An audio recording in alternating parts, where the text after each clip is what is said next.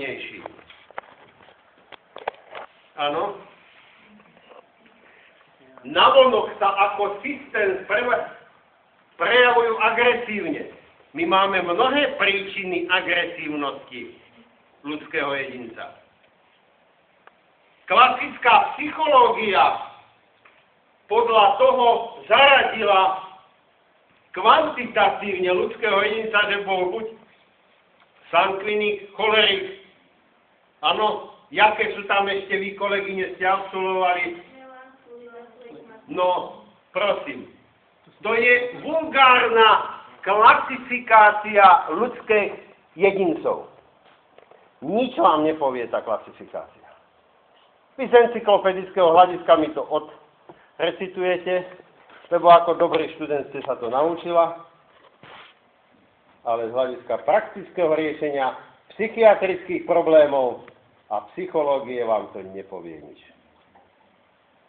To je proste prekonaná psychologická konštrukcia ľudského činu.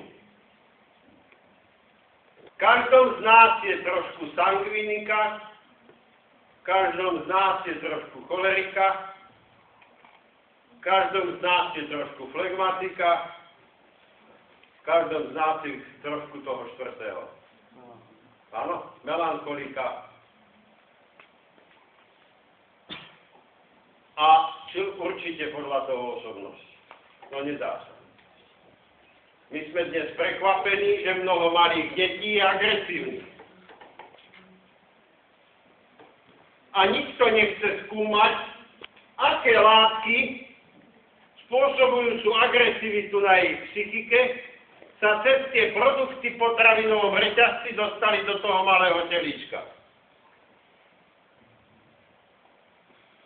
Babka, keď ide k vnúčencu, tak aby si spravila dobrý imič, tak mu kúpi čokoládu alebo cukríky.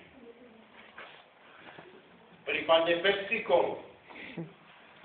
No to už rovno mohla kúpiť v železiarstve Klinec a kladivo a švacnúť mu ho do hlavy.